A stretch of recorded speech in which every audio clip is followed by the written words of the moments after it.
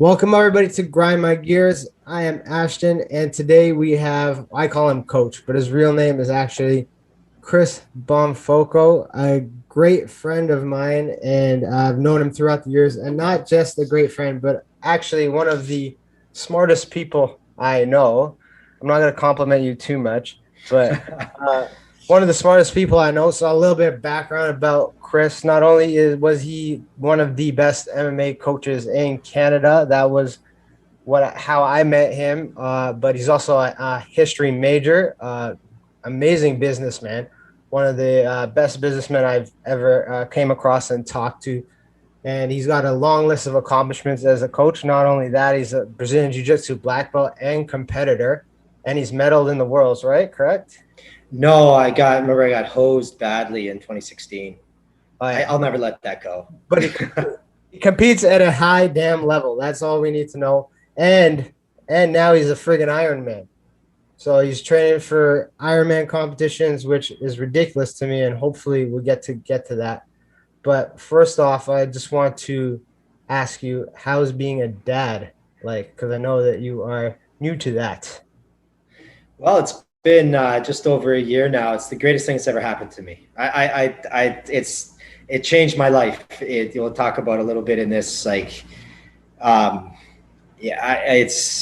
can't explain how. I mean, I'm sure many other active fathers, almost every active father, is that way. It's the greatest thing that's ever happened to me. That little George, I don't even have words. Yeah, it's funny how like when you're growing up, your parents are like, "Well, you'll understand when it happens to you," and you're always like, "Ah, shut the hell up! You don't know what the fuck you're talking about." And then when it actually happens, you're like, "Oh, okay, they were right." Yeah. Well, so many people, because it took us so long to have a kid, so many people at my academy and stuff, oh, it's the best thing ever. And I would always think like, they say that because they're supposed to. Like, I had no idea. Yeah, I really had no idea. Yeah, it boggles my mind how some people can't be good parents when you get to see them grow like that. I'm like, your little man is just a little bit younger than mine, and he's developing a personality now, isn't he? He's starting. Oh yeah. That's the he's starting to react. Like last night, I was like, George, why are you doing that? And he stopped and looked at me, and he like got all quiet, and then came over. It's like I snapped him out of his screaming fit, right? And you start to see him really start to that just you see them develop. It's so interesting. I'll give you a cool, fun story here. Well, it's not cool. It's fucking terrible. But it's a fun story about my guy, Benson. So I have to put pants on this guy all the time because he likes to take his shit, rip his diaper off, and throw his shit all over the. Like one day we were taking a nap on the couch, and I open my eyes slightly, and I'm like, "What's on the coffee table?" Because he's in the playpen. Because he's a little shit. We have to put him in to keep him contained, right? We look over, it's his shit. He likes to rip his diaper. So now it's like a chastity belt. He was always wearing shorts because we don't trust him. He just rips his diaper off and flings his dick around. But that's what men do, I guess. Well, George started doing that a couple of weeks ago. He started taking his diaper off. You figured it out, right? So then we started putting the diaper on backwards over the last couple of weeks. Yeah, and you can't get the tabs, huh? No, we figured it out. Oh, yeah. So we have to put either we'll let him work because in Belize it's hot here, right? Yeah. So we'll let him run around outside. He likes to go on little nature walks in our area, and I have to put clothes on him. Like we'll let him run around if we're right there with him, and we'll let him leave his diaper on. But if we're going anywhere or if we're not going to be constantly eyes on him, we'll put clothes on him because otherwise he tears his diaper off. Tears it off. I haven't had poop flying at me yet. So I hope it doesn't happen to you, but Jesus, he'll forget. He doesn't throw it at me. He throws it on the floor, and it's like, surprise, bitch. I stepped on it once, and that's when we put that. He's on pants now. Pants duty for the rest. Yeah. Well, I've had dogs my whole life. Speaking of Belize, shit, you moved to Belize. So I didn't even know it was like that was so I didn't even know you guys were planning that. That was something you and your wife kind of just did. You kept it on the DL. And the reason, like we talked about this before, but the reason, you left is because and you had successful businesses here. So it wasn't like oh, you've lost all hope and you're just leaving. You guys had successful businesses here in Canada. You dominated the Niagara region in terms of health and fitness for a long time. Not only just martial arts, but also with the general fitness side, boot camps and lifting, right? And you packed up and you went to Belize. And so some people wouldn't comprehend making a move like that, but we're today we're going to talk about what's going on in Canada. So what was the first thing in your head that sparked this kind of move for you guys? Like just even thinking about it. Well, we had a plan prior to COVID. I mean, COVID changed everything, right? Yeah. So prior to COVID, we did have a plan that we did want to move here, right? But it was over time, right? We had a lease with our business. We were happy with our business. Like it took us, you introduced me that I'm, a good businessman. Like I would say like we ran the business for 12 years while we were close to 13 when we decided to close up, and built a lot of momentum. And I would say the first 9 years of that business, as a competitive martial arts school, we were crushing, and people were like, wow, that school's so good. They must be doing so well. Like I was so deep in debt. Like my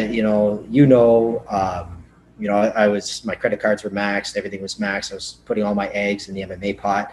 Yeah. And it just reached a point where it's like, I like my wife is basically, we're not making any money. And then we redid the business. That's when I stepped away from MMA and focused. And by the time we got closed down, our business was just destroying it. Like we were doing amazing, and because we were running a real smart martial arts and boot camp, but yeah, there were some signs that started to creep up in 2015 that late 2015, where it was like, okay. That was the first time the Liberal government got in, right? Correct? Yeah, and I'll confess, I voted Liberal that time. I made the Canadian mistake that how we get sick of our prime minister after 3 terms. Like it doesn't. Harper was an excellent prime minister, but he was doing a couple of things that I didn't like. And politically, I'm what's known as a classic liberal, and you're going to hear a lot of people talk about that these days, right? Like I'm a libertarian. I'm a right-leaning libertarian, and what we're seeing now is not liberalism. And I voted Liberal at that. It was the first time I actually voted Liberal. Usually my vote is thrown in the garbage anyway, because given the Canadian political system and the city I lived in, the Conservatives never stand a chance of winning in Welland. There's no chance. And same with Toronto's. If you vote Conservative, you're basically wasting. It's NDP and Liberal here. There's no. Yeah, like Welland is NDP, right? Like Welland goes NDP almost all the time. Provincially, and then this time it went Liberal federally. So I did vote Liberal. My issue with Stephen Harper was being a libertarian, I hate war. And I hated the fact that Canadian troops were in Syria. We had no business in Syria. I'm of a political belief that, and what are we doing there? There's absolutely no reason for it. The Syrians want to have a civil war. That's their problem. That's their issue. They should be allowed. Yeah. What's that? Not our guys. Don't be sending our guys over there to get killed over your guys' problem. Right. Exactly. Like there was intervention in the American Civil War. The French helped the rebels, right? But not really. Well, you can say they're rebels because they're the Americans now. I mean, they were rebelling against the crown, right? But in the case of Syria, it's like they want to have a civil war. Let them have their civil war, and there's no reason. And the Americans intervene. They're the world police. That's what they do, and that creates more problems for them. I am of the mind that that's how terrorism is created. I mean, if you're a kid in Iraq, when Bush decided to invade Iraq, which is a war crime because he did it unjustly, and you're sitting and your best friend who lives next door and you're like 7 years old gets blown up by an errant bomb, like you're going to inherently dislike the men who aren't from your country walking around with guns. I mean, it's just flat out stupidity. My father was a Canadian soldier, and he was a peacekeeper. He fought in Cyprus between the Greeks and the Turks as a peacekeeper. Lester B. Pearson was our greatest prime minister, in my opinion. He brought that in with the peacekeeping Canadian military. Canada had no business in Syria. There was no peacekeeping to be had there. We were supporting the Americans. And yeah, they're our best friends and all, but we had no business there. And that is the main reason. I was like, you know what? This Trudeau guy, he's not really going to be leading. He's just a name. The Liberals have been, in government forever in the past. They know how to run the country. Not that much is going to change. I bet you Oh, I regret. totally do. Well, and I looked at the platforms, and the platforms were pretty similar too. And I was like, you know what? Like the Liberals, they were offering a bigger tax cut to the middle class. I'm middle class. My clientele is middle class. So I figured, you know what? Not a bad choice. I had no idea. I had no idea what was happening. I mean, the last election, I obviously did not vote Liberal. Yeah. Yeah, I mean, I think a lot of people in my shoes made the same mistake in 2015. 2015, yeah. Yeah. And it's almost like I was talking to one of my buddies at church one day, and this was just after this last election in the U.S. And the Trump is gone and the Democrats are in, and everyone's like, "Congratulations, you're on your way to socialism." And my buddy said, "Well, in Canada here, we've been on our way to socialism for the last 6 years. We're way ahead of you guys. You'll be okay for the next three, basically, until Joe Biden dies in the middle of his term, probably. I don't know if he'll last that long, but we've been on our way uh, to these kind of things since he got elected. So, you know, uh, so I'm guessing that drove your decision back in 2015. I mean, based on 2015, that's you started seeing the signs there that you guys wanted to make a change. Well, we were just planning on our retirement, right? And it wasn't like we were going to leave prior to it being time, right? Like when we ended up having to close down because of COVID, my academy was doing great. I mean, my staff was incredible. Like we had a great rapport. Andrew was just fabulous. He was doing such a good job. The click between me, Blaine, and Andrew at the top of running the academy was just outstanding. And it just we got stopped in our tracks. And just I'll go back to 2015, but then COVID hit. I knew it was coming way in advance, like the toilet paper shortage and all that stuff. I bought all my stuff 6 weeks before. Yeah, I knew it was follow. December. I knew it was coming in December because I have a client. He works a lot overseas, and he had just came back from China maybe in October, and he told me this was happening. It was serious. So before it even became a thing here, I was very aware of it. I didn't take it as serious. Like I didn't know it would get to this level, right? Yeah. I didn't think it would be like that. I thought it would be more like, remember SARS, the SARS outbreak? Yep. Barely, like I was a kid, I barely even noticed it happened. I was still playing sports. I was playing baseball at the time. You barely even noticed that it was happening. You just saw. Yeah, it's basically just Toronto, right? Just Toronto. So I thought it would be something similar to that. Big deal, it'll be over. Who knew that, we'd be having these kind of conversations now about these kind of things that are happening. So, so now that you're in Belize, you get to see what's going on here, and from fresh eyes on the outside. While I would consider myself right now a prisoner in my own country because I can't leave unless I have 10 grand to pay the government when I come back. Because there's no way I'm staying in a quarantine hotel, especially with two babies. So I would consider myself a prisoner right here, right now. How do you guys, from the outside, as a Canadian looking on in, what do you see happening here that maybe surprises you, or for lack of a better term, maybe even pisses you off as a Canadian looking in, seeing what's happening right now? Well, nothing is surprising me. I've saw this coming for a long time. What makes me angry is I love my country and I can't go back. Yeah. Like I can, right? But I can't. I can't go back. It's not Canada anymore. Canada's a free country. It respects the individual. It doesn't do that anymore. We left. We knew what was going to happen, and that's why we left so quickly. Why so many people like yourself didn't even really realize what we're doing. No. We have a few people knew, but they were like surprised at how quickly we did it. I mean, we closed our house remotely, right? We were here when our house. We sold it when we were in Canada, but the closing didn't happen until we were here. Your dogs didn't even get over until a couple months after, right? No, it was 20 days. 20 days. Okay, I'm It was at least 20 days. Yeah. They got here just before the house closed too, because we were worried like where the dogs gonna live, right? yeah. So it was like the and like we really love our dogs, right? So Oh, yeah. and trust me, the amount of money it costs to get them here, it really shows we love our dogs. I can imagine. Jesus Christ. If it wasn't for COVID, it would have been not that expensive, but whoa, it was tough getting them here. But the we were like, our family were saying things like, why are you guys going so quick? You don't have to go until the house closes. Like, we're getting out before we can. Oh, that's crazy. No, that's crazy. That's not going to happen. It's like, right. We got here December 31st. What was it? January 10th, when Trudeau announced, oh yeah, you can't leave. Right. Yeah, they started travel restrictions from certain countries, and then I believe it was March, like the first or the first week of March. No, it was January when January? Canadians were told they couldn't fly. They couldn't fly to the Caribbean.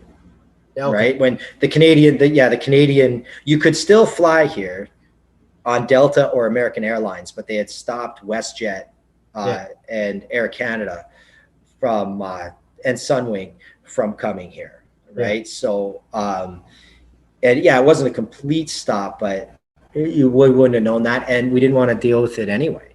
Yeah, because my parents went on a cruise at the end of February, and we were like, "Are you sure you want to go?" Like, because not because the illness, we didn't know how it was back then, but we were just like, "Are you sure you want to go?" Like, they're shutting stuff down, or you might get stuck. And what ended up happening with them is, a couple of ports didn't let them in, so they ended up going right back to Florida and then having to fly back right away.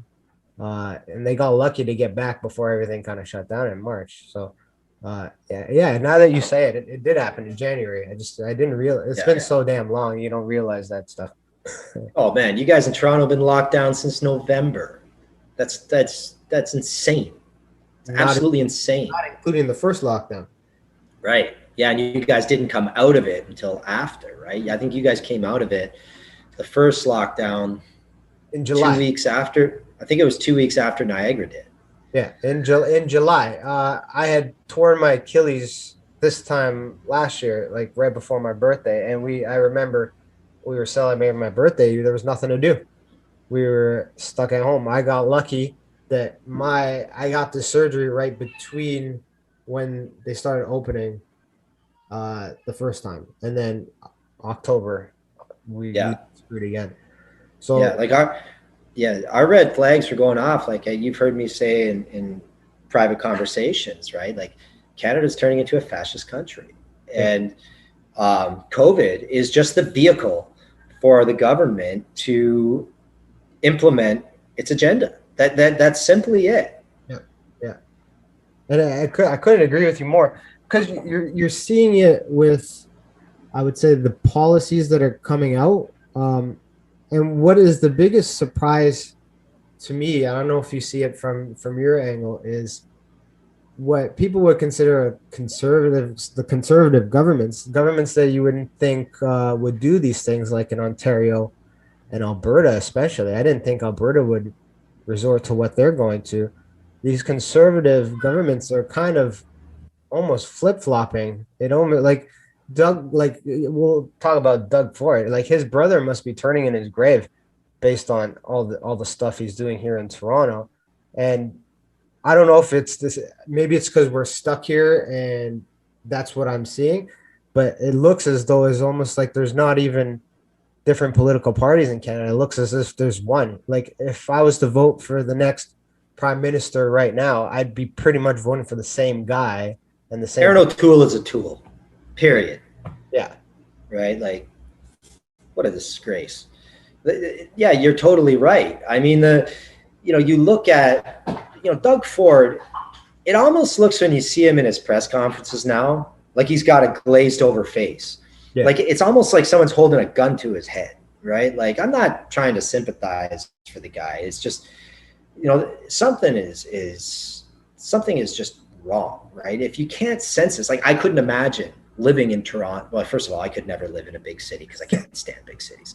Yeah. But I enjoy them for a day or two, but I got to get out. I've had enough of it too now. So I like space, right? So, But I couldn't imagine being locked in a city like Toronto, a major metropolitan center, in something like this. Like you guys are so restricted, right? Because there's people everywhere, Yeah. right? At least in Niagara, living there through the first lockdown, I just like throw on my shoes, go for a run, jump on my bike, go throw on my wetsuit, go for a swim. I'm going to see maybe 20 to 30 people depending on how far I go. Like if I go Yeah. really far, of course I'm going to see a bunch of people.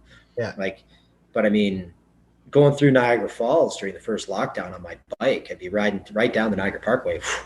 It's talk about creepy going through Niagara Falls in tourist time when there's nobody there. Yeah. Same with Toronto, because I refused to stop anything I was doing. I was in like for those people who don't know, I'm in the fitness industry and my wife is in the hair and beauty industry, and both of those got raped to the tits from COVID.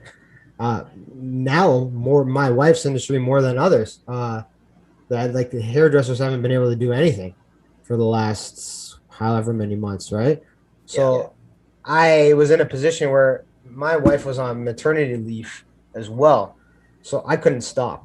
It wasn't an option for me. If I stopped working and if I stopped running my business, we wouldn't have eaten, or we would have eaten, but on government paychecks, and I'm not about that.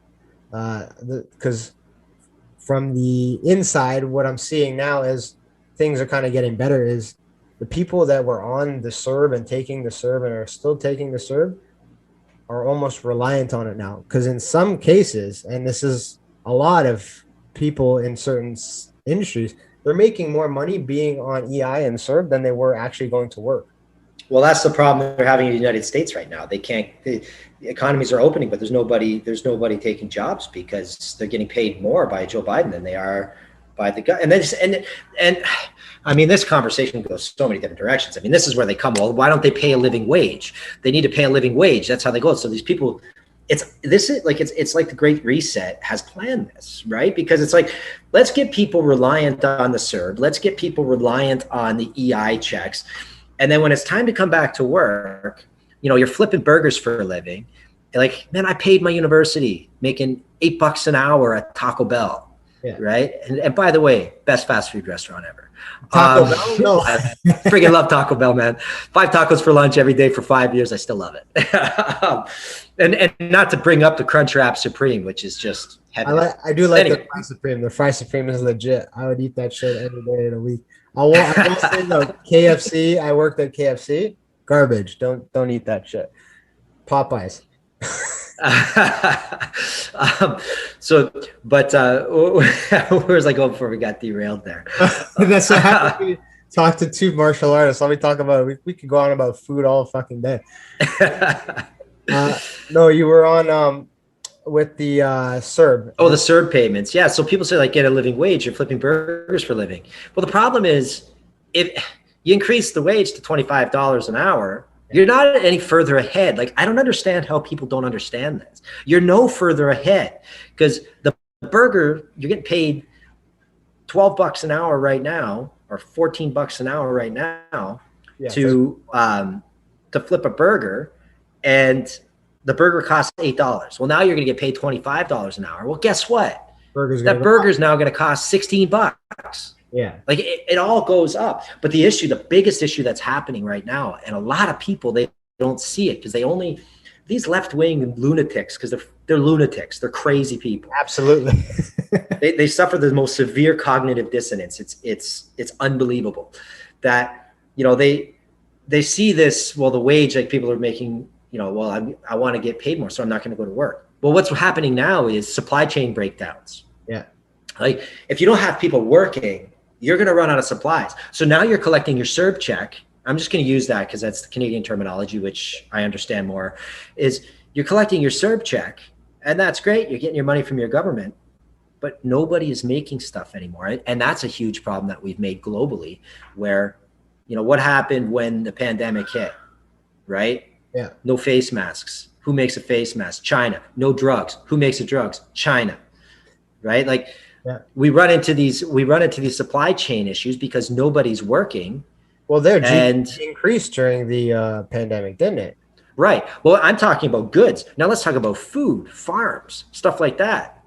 Look at the price of food going up. I mean, the United States a few weeks ago had a chicken shortage. It's insane here. I was talking to this with a few people, but my wife in specific. Like we would go to Costco, and we were a family of four. I have two kids, so they don't eat that much right now because they're babies. But we would go to Costco. You could probably drop 120, and you would be good. You would be set for the next 2 weeks. Now the bill is at least 200, and same thing for Loblaws. You would go there and get just the other stuff that you couldn't get at Costco. It would cost me $50. Now it's running me a little over 100.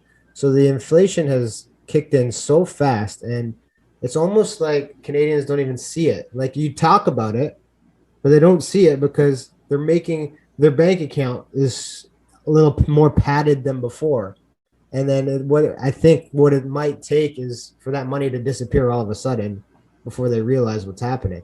Because Yeah. yeah, your rent stayed the same or your mortgage stayed the same, but now the other expenses have increased significantly. This is what I'm afraid of happening in Canada, right? The housing market's gone out of control, Oh yeah, right? So now people can buy houses right now and they get their mortgages. The ugly sister to inflation, because inflation is a hidden tax, right? That's the government's hidden tax on the middle class and lower class yeah, because you're not being taxed, but they're printing more money so that your savings are worth less, right? So you get into the housing market with hyperinflation happening. Well, how do we stop hyperinflation?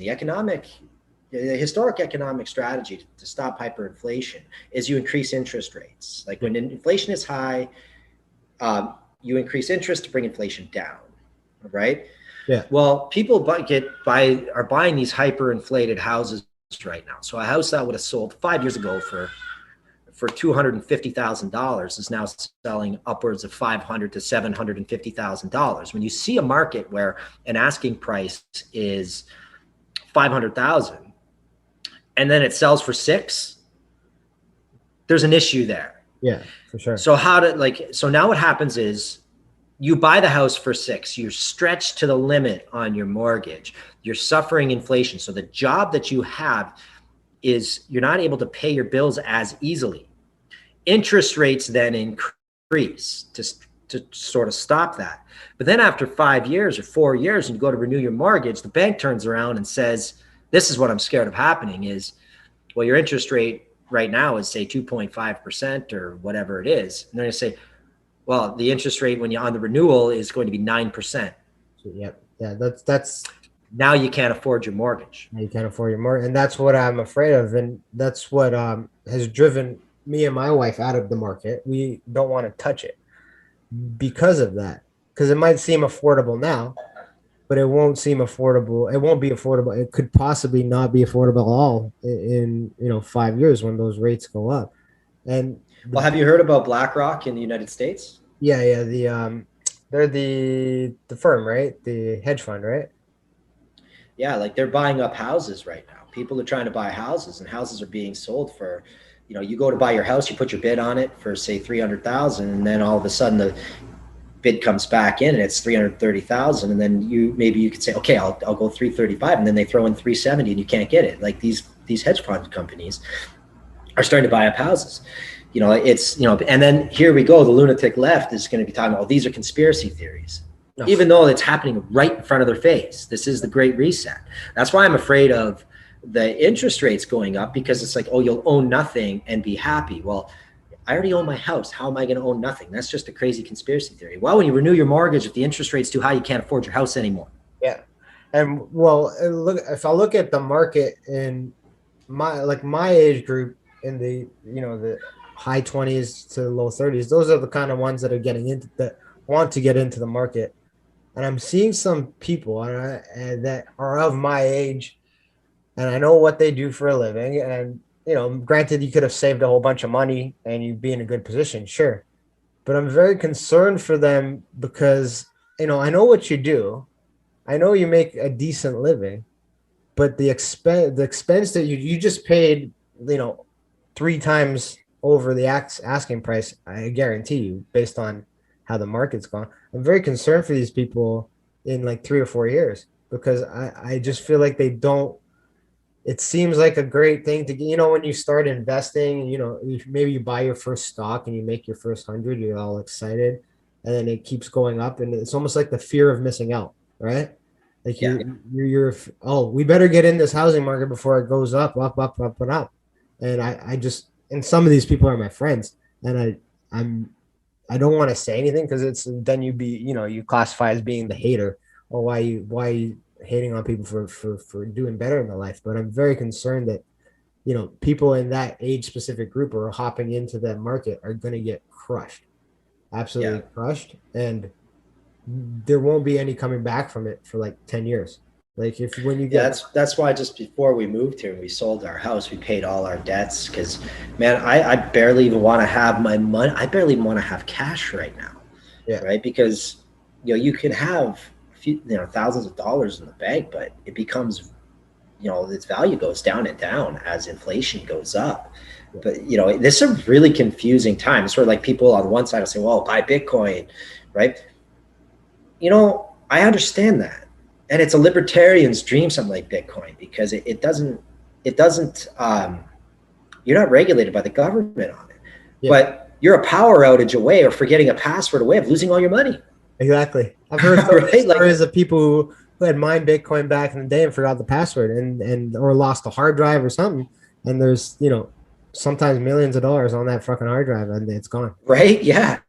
Well, like Tim Pool, I follow Tim Pool a lot. Like Tim Pool said, like if he invested, um, if he invested as much money as he was told to way back in the day when his friends told him to get into Bitcoin, he'd be a billionaire right now. Yeah.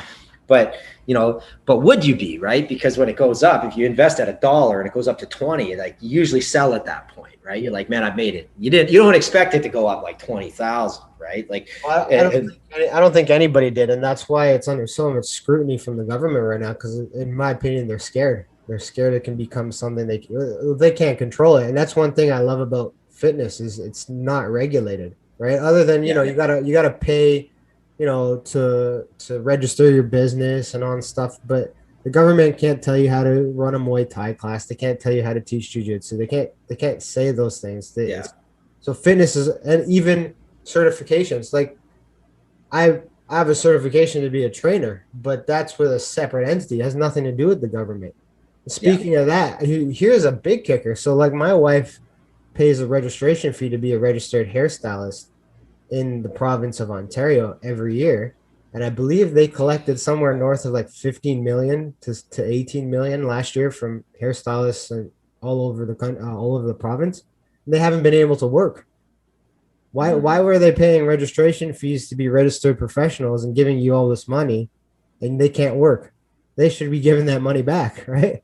Well, yeah, exactly. Well, when the pandemic first started and we got shut down, I was pretty vocal on my Facebook about like things that were happening. I couldn't believe like this one asshole comes on and he's like, "Oh, stop whining. It's for the greater good." It's like, okay, hold on a second here, right? That's one of the things. Like my business, we ran our business very well, and our business was doing excellent at the time. But my business was vulnerable to this. Yeah. Why? Because we ran it like a real business. We had a prime location, high rent. We had big loans to pay because we had big fitness equipment. We also had business coaching. We also, and it was all well and good, Yeah. right? There's a saying in Welland, right? It's all well and good, but it was all well and good. That's a That small town joke. it, it's just how you run your business, right? Yeah. Like we're paying our loans, we're paying ourselves, we're paying our staff, and the company's bringing in a little bit of money every month. Some months you lose a little, some months, but that's business, That's business. right? And so anyway, we hit this and we were extremely vulnerable. So this guy on Facebook, on stop whining is for the greater good. Well, first of all, that's saying for the greater good. Every dictator, every authoritarian has used that freaking slogan in history. You Yep. dumb shit, right? Yeah. The next thing about it was, well, let's make it independent. Like you don't own a business, you just work somewhere. Fine, right? You pay rent at your apartment. Let's pretend you get fired from your job and you get kicked out of your apartment. Like a lot of And people. now you still have to pay for your apartment. and you still have to pay your bills, Yeah. right? That doesn't make any sense, Yeah. right? So the fact that the government forced us to close our business, you know, why the hell should we have to pay rent Yeah. when we're not allowed to use the service? We continued our service online. We flipped right away online. But there's only so long you can keep people inspired online.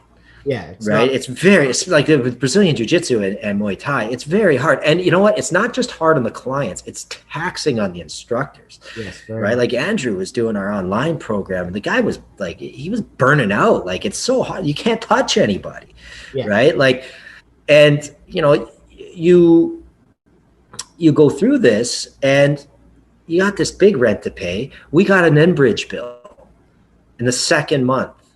And the Enbridge bill was higher, Enbridge being gas for people Yeah. who don't Yeah. know what Enbridge is, was higher than our normal Enbridge bill. Because the only thing we used Enbridge for in our location was for our hot water heater. The Seaway Mall, all the heating is electrical, right? Yeah. Heating, air conditioning, it's all electrical.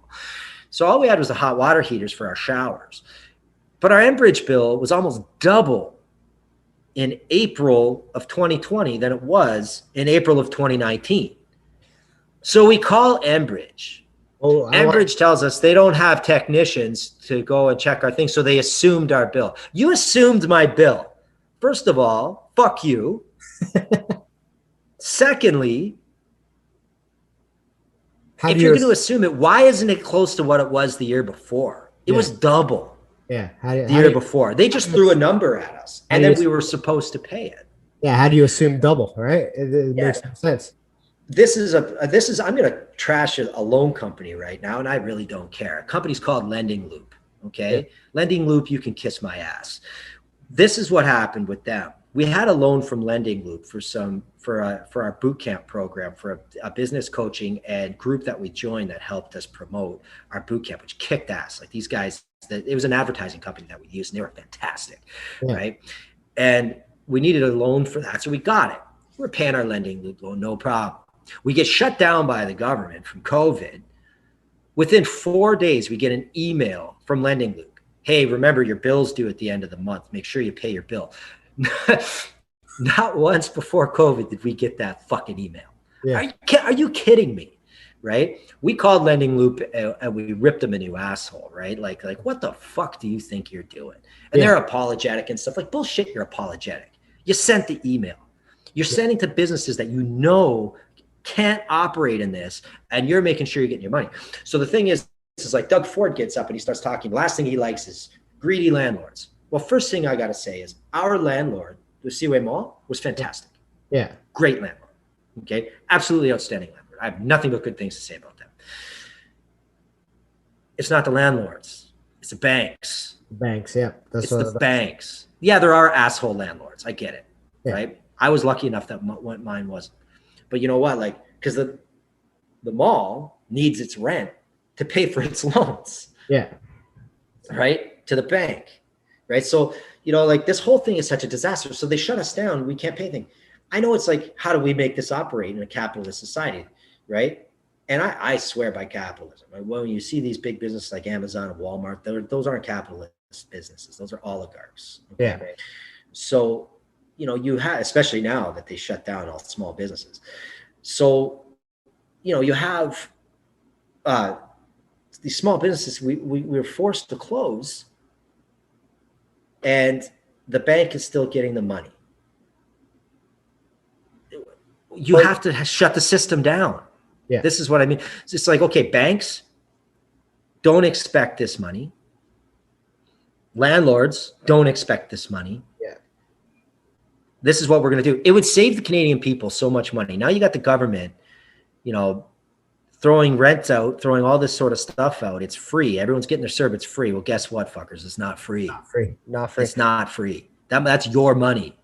And right? You would think people would clue in. Well, I shouldn't say you would think, because like I'm an investor. I like buying stocks, trading. That's something I fell in love with over the last 2 years. So you would think that when the pandemic started, the banks earnings would go significantly down. And when I started seeing like the earnings reports coming out and the banks were making a fuckload of money trading, especially their trading departments were making a fuckload of money because everything was being piled into tech last year, and because there was nothing else available, right? You weren't doing you weren't buying gas, oil got smashed, like when you see these things happening, you would think it'd be a red flag for people to tune in. Hey, why is the banks making money when everything is shut down? And that's the reason why you just said, because they're collecting still while everybody can't even earn a dime. Yeah. And their earnings never change. In fact, they all went up. And Well, so you take remember the first thing on the first lockdown is the landlord had to apply for the rent relief for the tenants. yeah, So the landlord applies for the rent relief. The government sends the money to the landlord for the rent relief. The landlord then turns around, gives the money back to the bank. yeah, exactly. Right? Like, it's not an issue of capitalism. This whole thing is I commented on a Facebook post because someone referred to this as communism. I was like, no, this isn't communism. This is fascism. Yeah. The problem is people they think when they see fascism, they see, the German leader in the 1930s. I don't know if I should say his name because things get the YouTube censored. flag shit. It's so stupid, right? This is free speech, and it doesn't matter. Like, you can't run from history, and you shouldn't be angry at history. You shouldn't do anything about history. You should learn from history. It should upset you. History should upset you. Oh, it right? does here. It does here. You see Canada now, right? Yeah, right.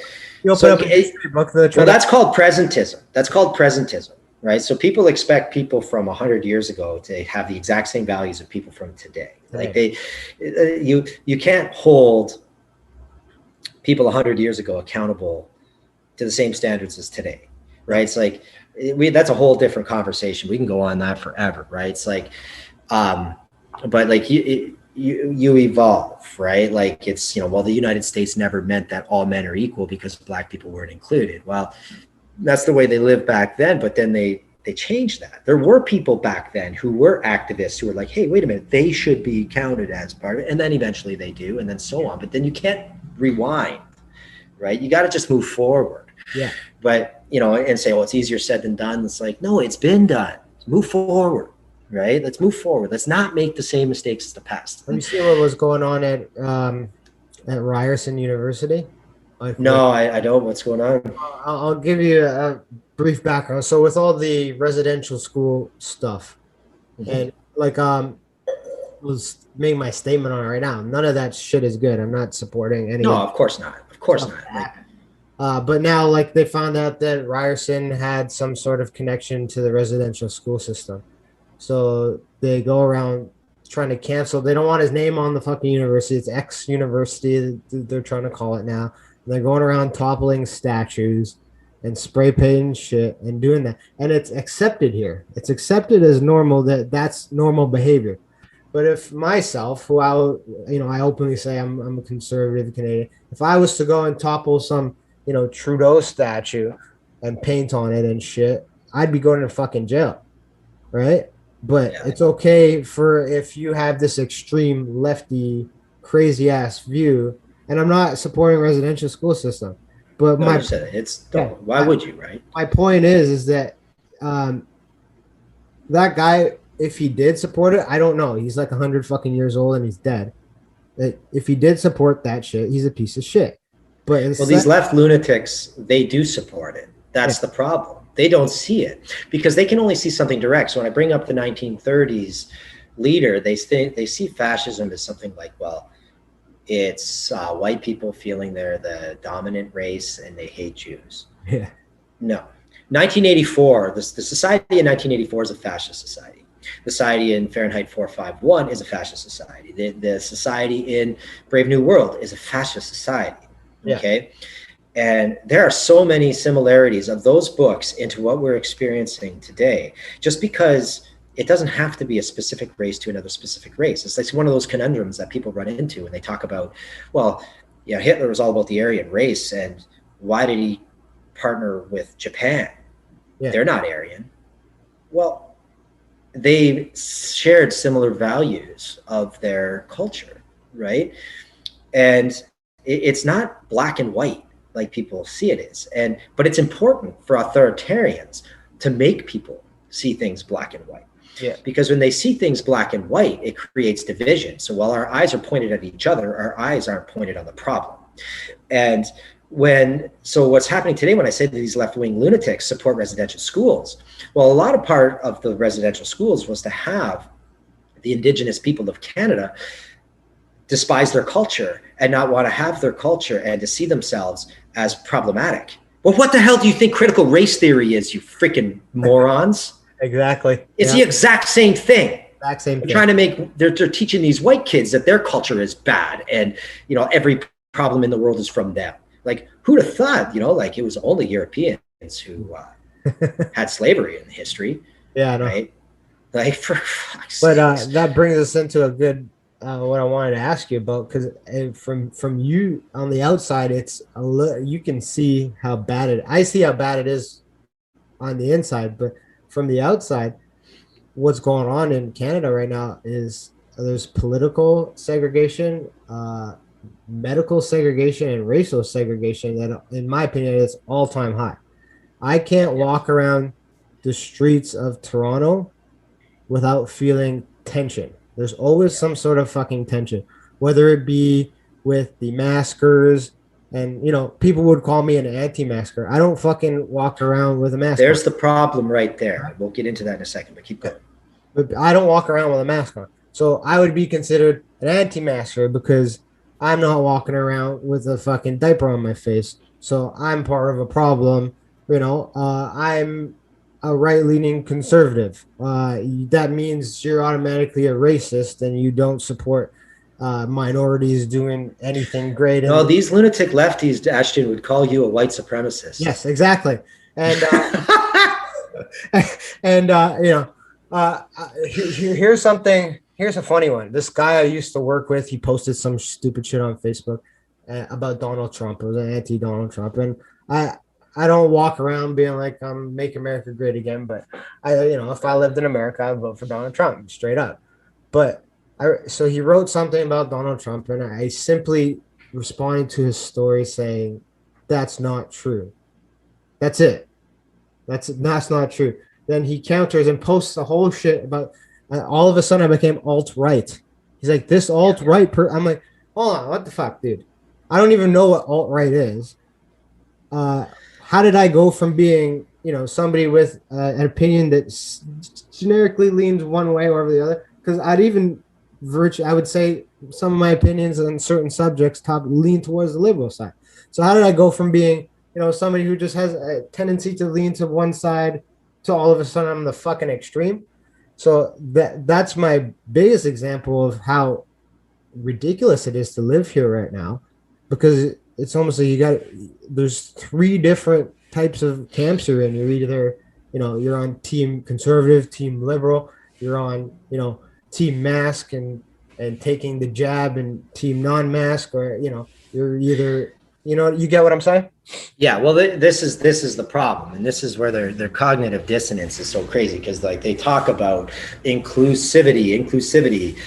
It's like, man, if your child is a communist, you're a failed parent, right? So I just have to go off on that. Inclusivity. Well, you're only inclusive. The way they see it is you're only inclusive if you do everything that they want you to do. You see that the greatest tool of the authoritarian is social pressure. Yeah. So somehow people get in their head, like I said, they see it black and white. They can't see the parallels in history because they're trying to look for the exact same results, like the exact same people doing the exact same thing. They can't see that, the shade of skin doesn't matter, but the behaviors can be the same, right? It doesn't have to be the exact same actions, but actions that reflect, that are kind of parallel to the actions. Just because maybe, like the one group, this group, they eat sausage all the time, but this group can't be that group because they eat chicken, right? Like that's where the problem is. So what you have is we have a weapon of mass destruction, and that weapon of mass destruction is social media.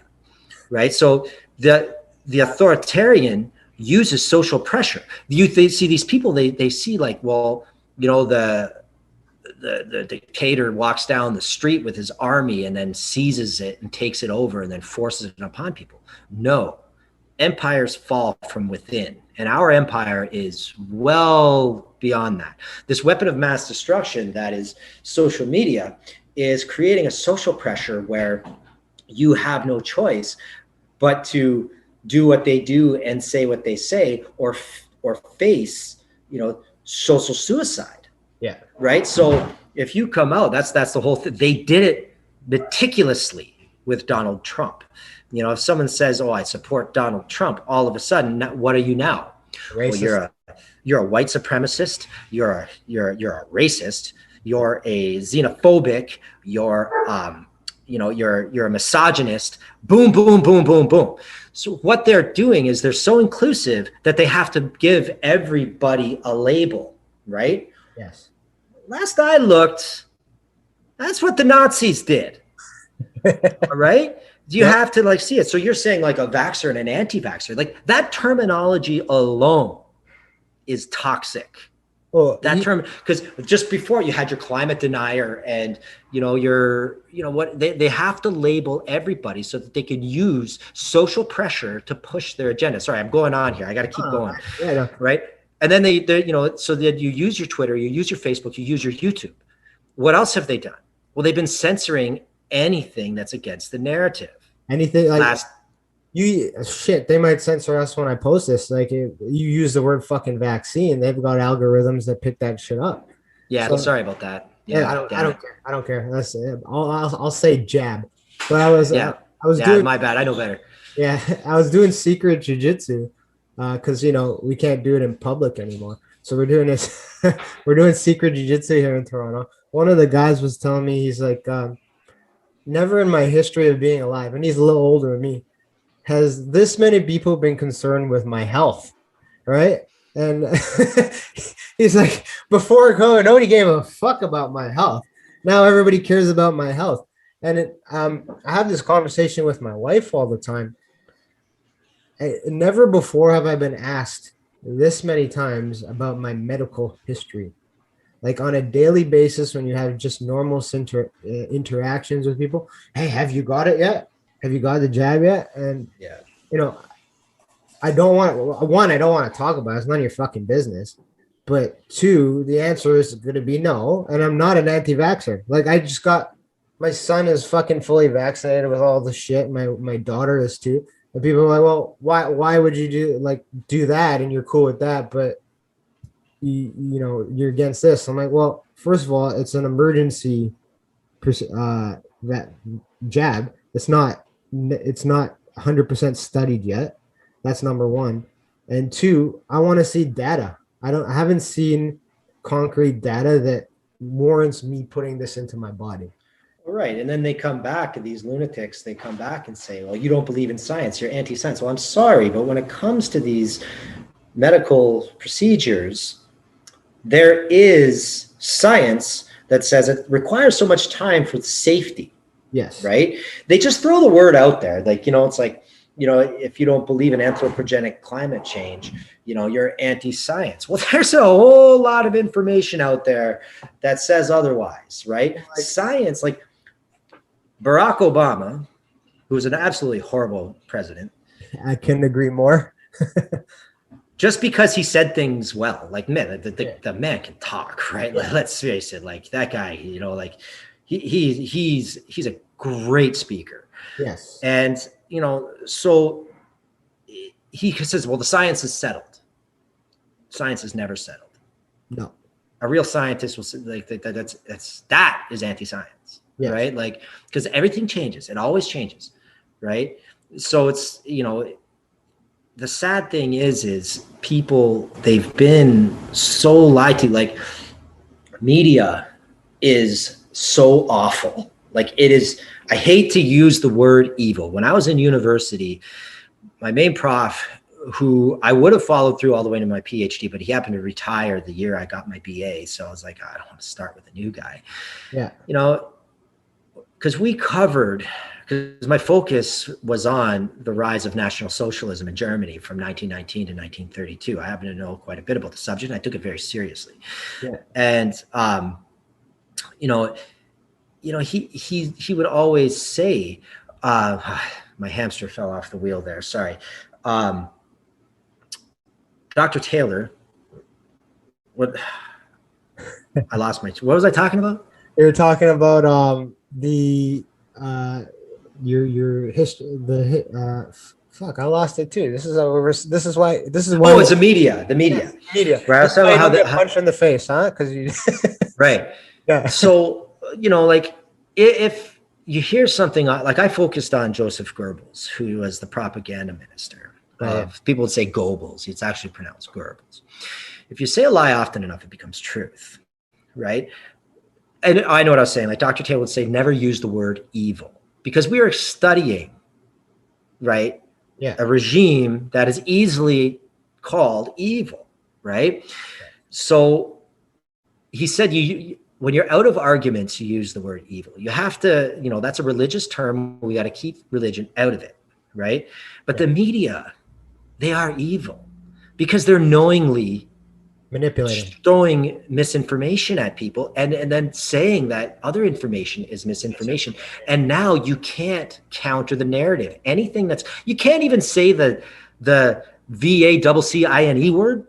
Yeah, exactly. Like, are you serious? Because there's a lot of those, and I have a lot of those. Yes. And my child is done with all of those. Yes. Like, what is going on? And they're not questioning it. So these loonies, they're being so inclusive that you can't even use words. When has the censors been the good guys? Well, I have a theory, and I want to hear your opinion on it because I've asked a lot of people. And my theory is that a lot of this has to do with two companies in Canada, Bell and Rogers. There are two of the companies that benefited the most from the pandemic. Reason being, people are working from home. Well, you gotta get fucking better internet, right? Well, people are staying at home. Well, I need to subscribe to Crave, which is owned by Bell. I need better cable package. I need stuff to watch, right? When you look at the global or in Canada, the news stations, well, they're owned by Bell and they're owned by Rogers. Like CP24, I'm pretty sure is a Bell media station or Rogers. One of the two, it doesn't matter. All these media outlets are owned by these two conglomerates, including the sports teams, right? I'm pretty sure, is it Rogers or Bell that owns the Blue Jays? And I'm pretty sure it's Rogers, right? I think Rogers owns them. Yeah. There's been ownership changes, but yeah, I think and I think Bell owns the Maple Leafs, don't they? Or they did at one point. I don't know. It boils down to the two of them. Yeah. Right? And people will call me a conspiracy theorist, but fucking hell, if it doesn't make sense, they're controlling the narrative because they own the news stations. Well, this is classic fascism. You're right, and I'll explain why. See, fascism is a fusion of government and big business. Okay, that's the economic model of it. A lot of people, they keep saying this is communism. Listen, communism is a childish fantasy. It doesn't work.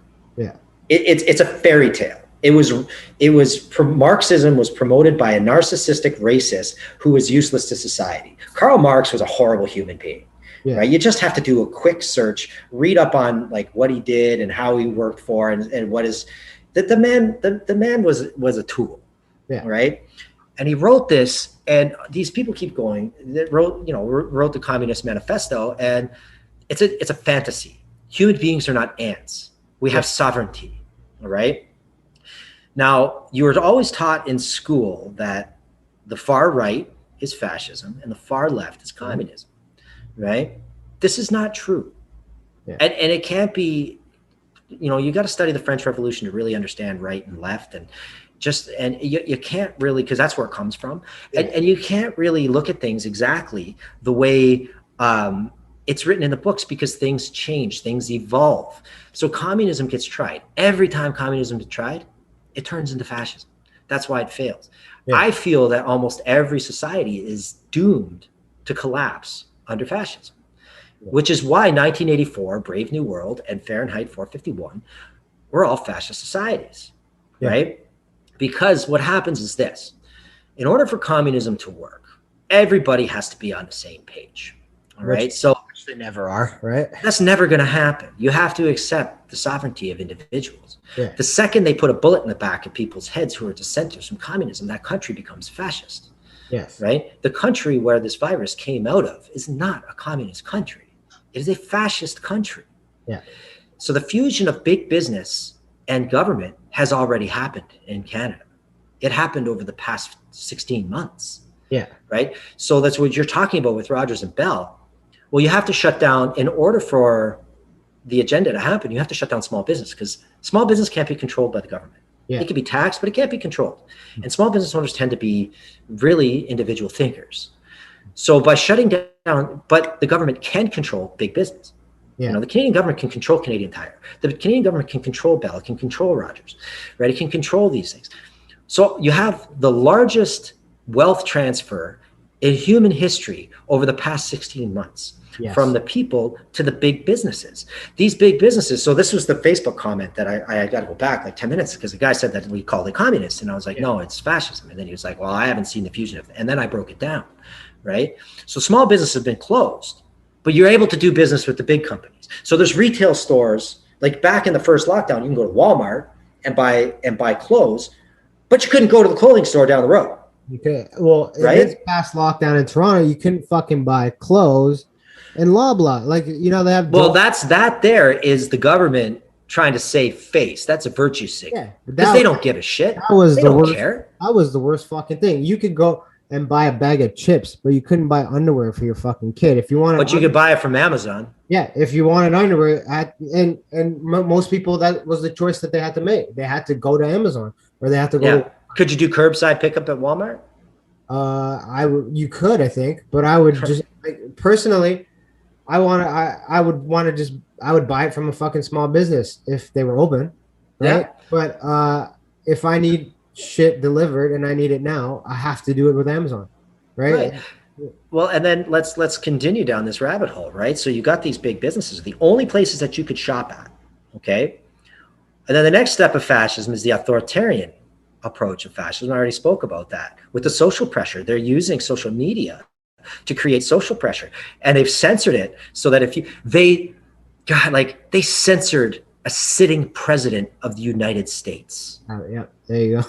And they did it even before January 6th. And then they turned and they called January 6th the insurrection, the great insurrection, blah, blah, blah, blah, blah. What the hell has been happening in Seattle and Portland and Minnesota, Minneapolis, all these places in the US? It's been an insurrection for a year, but they don't say it that way. So what happened on January? There is a really key fascist event that happened just like January 6th. Yeah. It was called the Reichstag fire in 1932 Germany. It's what Hitler used to ban all other parties, which is why, like, they're trying to get rid of the Republicans. And then to go back with Canada, you say, I don't know who to vote for. It's all the same party. There you go. The Conservative Party is not the Conservative Party anymore. No, it's not. And the NDP's not. The only wild card is Mad Max. Yeah, and where's Mad Max right now? That's what he was in jail a few days ago. That's what I was about to bring up. I never knew that the fucking People's Party existed. Straight up until maybe January. I started hearing about it a little bit. And by God, it seems like the only fucking option right now, because he's the only politician standing up for little businesses. And it was funny because he went to one of those things in Manitoba. That's where they arrested him, right? And he had he went to a small town with 1,000 people in it, and only less than 10 people showed up, because most people were afraid. They didn't want to get fined, because in Manitoba it's pretty shitty with the rules right now. So 10 people showed up, and because only that, the rest of them didn't want to get fined. So the media makes so some guy on one of the anchors was like, how he's doing great. He only has 10 people there. He's like, and this is why I like him so much. He's like, I don't care if I'm speaking to 10,000 or 10. If those 10 want to hear the message and they want the support of a politician, they're going to get it. Whereas you couldn't drop dead to catch fucking Trudeau or O'Toole going to a small town to talk to 10 people, right? Yeah. This guy is willing to put his fucking ass out there and do what he needs to do. Well, he was a prominent member of the Conservative Party and very nearly won the leadership over Andrew Scheer. And he left the Conservative Party based on his principles, which you do have to admire that. Part of the reason the Conservative Party never picked him in the first place is because the Conservative Party doesn't want to support Quebec that much because there's been so many Quebec prime ministers. The West and Quebec don't get along. They never really have. Never did, right? So, yeah. But to go back to that left and right model, right? So, is when I say like the far right, you're seeing left on the screen, but this is actually my right hand. So the far right is fascist, and the far left is communism. That's not how it works. Yeah, it's big government, small government. The extreme right is anarchy. Anarchy is self-government. Yeah, it's impossible. It can't work. It's a childish fantasy, just like communism is. Okay, it can't work because humans are going to form groups. Groups are going to gain power. Those groups are going to use their power against other groups. That's humanity. Yeah. Okay. On the left, communism is far left, but it's not real. It's in the cloud. It's a fantasy. If you're a communist, you're a child. Yeah. Okay. What happens with communism is, like I said, everyone has to be on the same page. It doesn't work that way. It can't work that way. So what ends up happening is you have to get everybody on the same page. So it's a psyop, right? You have to get everybody thinking the same. This is why people have to be formed to label people. Like you're a vaxxer, you're an anti-vaxxer, you're a climate denier, you're a racist, you're a misogynist. You're like, what the hell is going on? How about you're a human being with a different opinion? Where did that go? The authoritarians need to use that to divide the people, not just to divide them, but to identify the people who are the problems. Joe Biden right now is starting a terrorist, anti-terrorist, a war on internal terror. People who could perhaps be radicalized. Are you kidding me? Yes. In the United States if the United States, like I said, Canada's not worth fighting for. Yeah. It's not. Yeah, I agree. Canada only exists because the United States exists. When the empire falls, the best place to go is into the belly of the beast if you want to save the empire, right? And the empire is basically built from, Rome spread out throughout Europe and into the Middle East, right? Rome fell apart from inside. The same thing is happening. So if you can't be a dissenter in the United States, this is what's happening. Well, what happens is the far left, the extreme left, is fascism, period, right? Just because some forms of fascism have promoted religion in the past and traditional values in the past, that doesn't mean it's not fascism if traditional values aren't the ones that they look at, because a new religion gets formed, and that is the cult of woke that we're seeing today. It's a religion. It's not the science they talk about is religion. It's not science. Yes, I agree with you 100%. And this is something I see in the city. And like when it was my birthday yesterday, my wife, they just opened patios. They liberated the restaurant industry. They've still fucking fucked them. So my wife's like, where do you want to go? The patios are open. We can go. I'm like, anywhere except for in Toronto. She's like, she's like, why? I'm like, because I wouldn't be able to enjoy a meal on a patio in Toronto for the reason being that every time I walk out the door now, I'm not wearing anything on my fucking face. It's not. You don't have to in Canada, do you? Yeah, you don't. You don't have to, right? But because I'm not, and I'll walk by people who are wearing the coverings on their face, you can read eyes. Like I can read eyes. You can. Of course. We're born that way. Humans, we have to read each other. We're tribal animals. They're looking at me, judging all the time. Every time you walk out the door, especially in the city of Toronto, and you're not doing what, you're not complying. You're not going social along. Pressure. Yeah, exactly. It's just the social pressure. And I told my wife, I'm like, I don't want to eat. I don't want to have a meal that I'm supposed to enjoy here because I'll be sitting on a fucking patio watching people look at me, judging me because I'm, my mouth is open and I'm eating and spewing the COVID in the air. Because that's what the media has led people to believe, that if you're just a human being breathing and you don't have a face mask on, you get. Well, if you identify all other human beings as a threat and a danger, Yeah, You've exactly. established ultimate control. Exactly. And that's what you see in the city. Now, if you drive, you know, 30 minutes outside the city to Durham regions, a little less populated, it's a lot better. It's almost like that pressure has been released because, one of the things you were saying earlier on was, in Welland, things are more spaced out, right? So it's a little, you're not around so many people, but in a metropolitan like Toronto, it, you couldn't cut the tension with a fucking sharpest knife right now. Everybody here is walking on eggshells.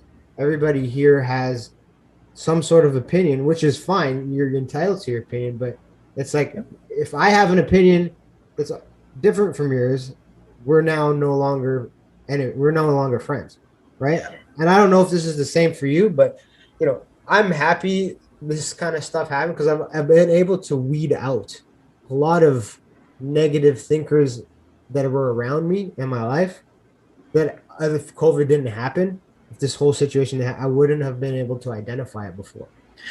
Well, it could be a little bit though that the effects of COVID has caused them to be that way, right? I'm not relieved. I'm saddened, right? Because you know what? I've known lots of people who have had a different opinion than me in the past, and I'm okay with it. Like it, but when you start getting labeled, that's when the line's been crossed, Yeah, right? And it what makes what made Canada great, what made the United States great, what made Western society, which by the way is an awesome society. Like these lunatic lefties who act like it's the worst society ever.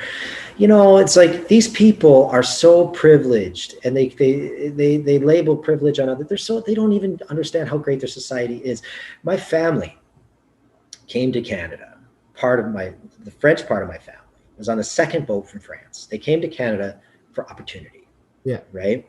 They got to farm new land. They got to do that, right? And they weren't immigrants. They were settlers, okay? And the French settlers actually had good relationship with the indigenous people of Canada. And then there was the wars with the British and British colonialism. And yeah, colonialism is terrible. It's something that's always happened, right? I yeah. mean, people think the Crusades were fought because the Christians decided they wanted to take Jerusalem. They don't understand the Crusades were a war. The Muslims took Spain, and they're humans. Yeah. They wanted to move up and continue into Europe. They took Spain and Portugal and they wanted to continue to move up into Europe. And eventually the Europeans were like, we got to stick together because Europe was all scattered because after the Roman Empire fell, it kind of, Yeah. it was scattered about, and Constantinople was in trouble. And there was a capital, I can't remember. It wasn't my focus in history, but I have studied it. But the Europeans basically said enough is enough. And they came through. The first crusade was in Spain. Yeah. Right? Like it wasn't over there. And then, like any war that they pushed out, they battled them out of Spain and they continued to push their territory. And it was terrible because war sucks. And Yes. it's never the people. And see, that's the thing. These authoritarians, they use social pressure to keep the people under control. You're not going to war to fight the farmers from a different religion. You're going to war because you've been manipulated by the people controlling your mind in your society, and they're going to war with you because they've been manipulated by the people who control their minds in their society. Well, and it's even like when we come back to this, what you were saying with that social pressure and bringing it back to what's happening here. I have a few clients and a lot of people I know in the just around the martial arts community. They were adamant they didn't want to, get the jab. They didn't see the necessary. It is necessary. They didn't want to. And then you didn't talk to them for a couple of weeks, and then all of a sudden you're like, I got it. I'm like, well, what happened? What changed? You're like, I don't know. I just, I was just there. I'm like, you know what? Just let me get it. I want this thing over with. And so, I've never encountered this in my life. Now I know I'm not that old, but I've never encountered it in my life where you wanted something over so much, they've ingrained it into your head that this is never going to end unless you do this one act to put these chemicals in your body, whether they're good or bad. I don't care. I'm not here to argue about them. I've never encountered it that people will, I just want it over with, so I'm going to get it. Well, newsflash, it's not going to be over with. It's just a start. Now you've put in something to your body that neither me, you, or the scientists know what's going to happen in 10 years, right? What's Yeah. going to happen in 5 years, right? And a lot of people who are weaker personalities are being convinced of things that they have never would have even done before, and they just do it. Yeah, I got the vaccine, I got the jab, I'm doing it because I just want it over with. I've never Yeah. seen that before in my life, and it's the social pressure. and, Yeah. and I would be lying if I would talk to you and say that at some point I haven't felt that too. Like, oh man, if I just get it, people will stop asking me, It's right? tough swimming upstream, right? It's Yeah. tough to swim upstream. And you Yeah. know what? And I have to sit and I have to remind myself, well, I got two kids at home. I got a young boy growing up and a young woman that she's going to be one day. And what can I look to them in the face and be like, yeah, I didn't want to do something, but social pressure and society and people around me to keep on asking made me do something, right? Yeah. And I'm not saying that I'm anti this COVID vaccine. I'm not. Like, if you want to get it, get it. I don't Well, give. why would you even consider yourself anti anything? I'm This not. is the thing. It's the mentality that they put in. Either you're black or you're white, Yeah. right? And I'm not talking skin color. I'm talking like just they're the Pick a two side. non-colors. It's like you said, it's saying like it's black or white, right? Yeah. Like you're having to get yourself into a social group. That's the fact that you just considered yourself like I'm not. I had to say I'm not an Exactly. I have anti-vaxxer. to say it. I have to. That's the brainwashing that they're doing to us. Yeah. And it's mind blowing that it's gotten this far, that it's gone to the point where you can't even talk about it. Can't even you say it. Like, you know what bill is? It's C10, right? Bill C10 that's coming in. Yeah. You'd be surprised when I mention it to people. Nobody fucking knows. They have no clue what the fuck it is. And I'm like, The well, uninformed voter is the greatest tool for the left, yeah. right, and for the right too. I mean, let's face it. Both can abuse them. Both can be, and they are the reason why democracy is something that will always fail eventually. That's why I say every society is destined for fascism, right? And then because it'll fall into fascism, and then the circle will continue. Then the people will eventually stand. It'll blow up. Society will be a chaos. It'll turn good, and then boom, boom, boom. The circle it's just going to keep going, right? Yeah. Like, and sadly, like we're at a really bad part of that scale. Do you feel like we're at a tipping point where it's about to explode? Like, the reason I ask it, somebody who lives here right now, it's hard for them to see. Like, for me, it's hard to see where this ends and if it's going to go further. But looking on the outside, what do you think? Do you think this is going to go even worse? Like, the whole, like, we're reopening now. Ontario's slowly reopening. It's technically still a lockdown. So a lot of people are getting optimistic. Oh, things are going to be back to normal. I'm going to get my jab. We're going to be able to, go to restaurants soon. Me being here, I don't see an end to this. Even when those things are opening, I don't see an end to this because COVID might be over, the pandemic might be over, but the war, in my opinion, has just begun, a political war, right? And the sad thing is it's a war you're going to lose. Yeah. And I hate being a pessimist, right? It's one of the things, you pick your battles. It's part of the reason why I took off to an obscure third world country, right? So, yeah, I think things are going to get back to somewhat normal, but the difference is going to be is if you're someone who chooses not to get the vaccine, you're now the enemy, right? And they're going to blame it. I saw Canadian propaganda. I saw a couple articles talking about how the unvaccinated people are the greatest threat. Well, if the vaccine's so good, what does it matter? Yeah. Right. And, I'm sure there's some sort of argument about that, but that's like, they're a tinderbox. That was the word they used. The unvaccinated people are a tinderbox.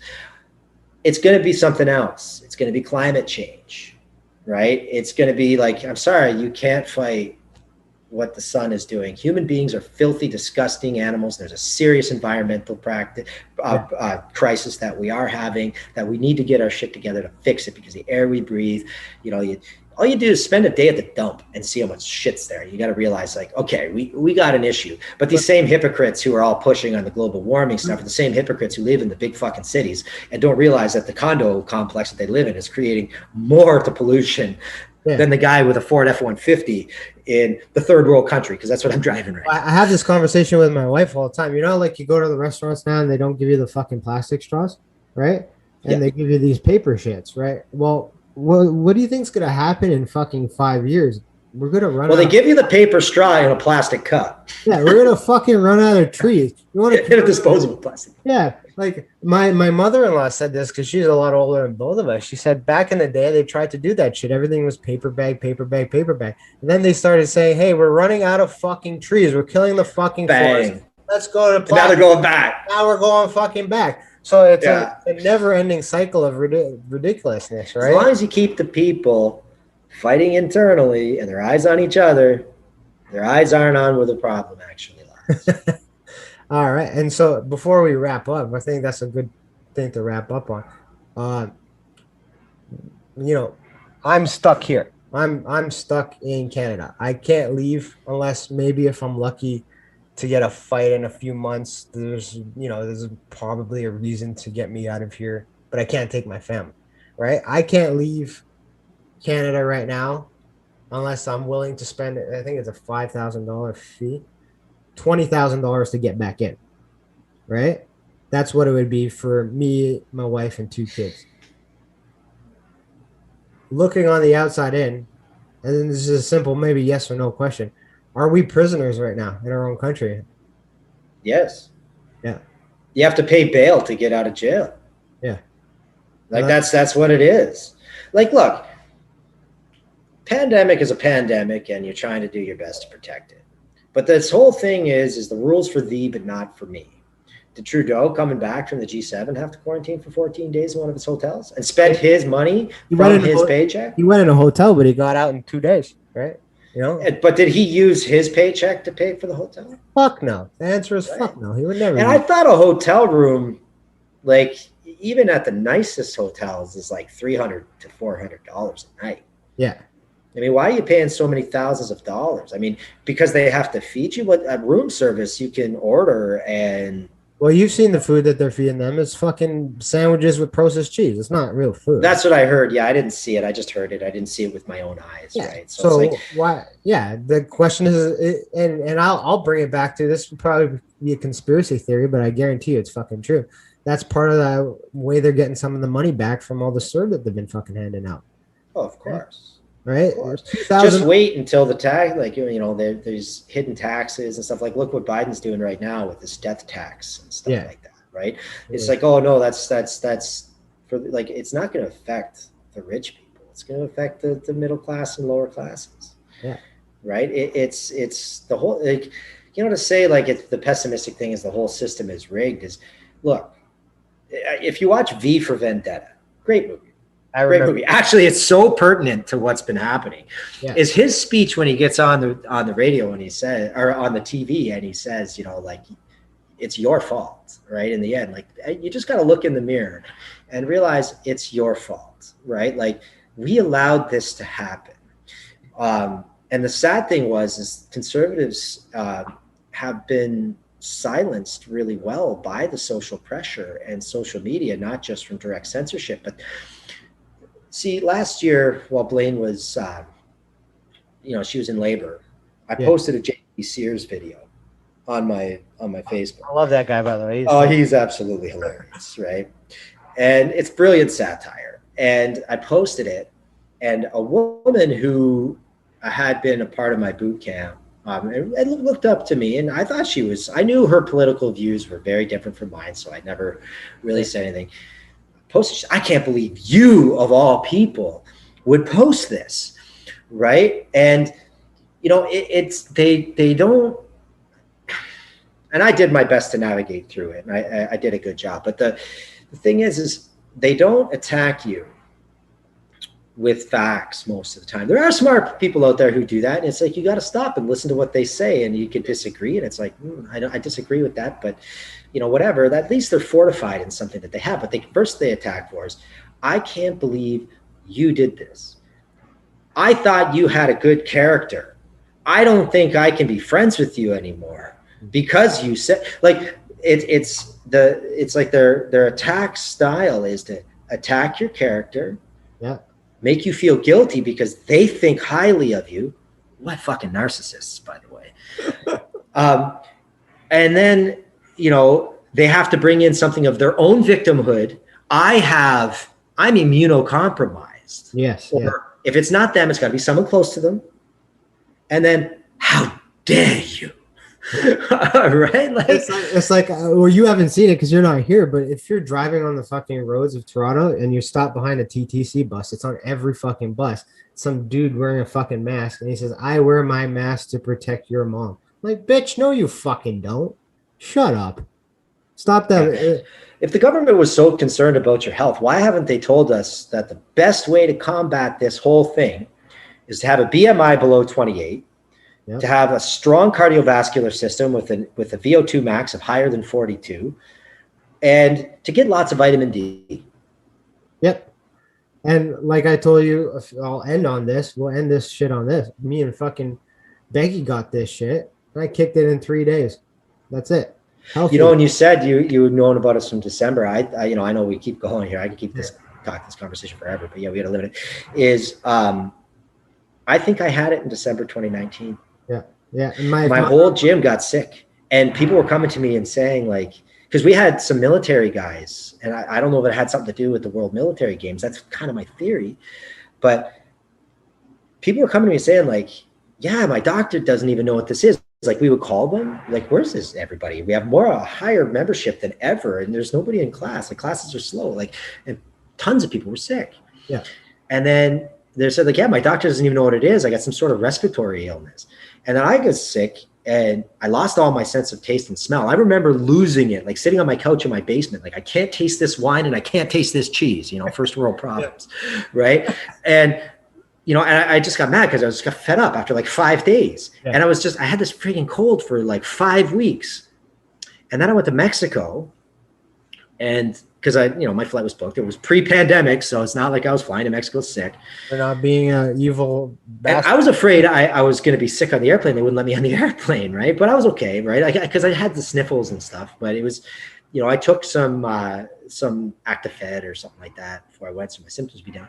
I got to Mexico, and within 24 hours, it was gone. I got some sunlight. Yeah, sunlight, vitamin. And I say this, I remember, like, my wife just had 2 kids. She did it 2 days after me. I kicked it and she kicked it. Everyone was fine.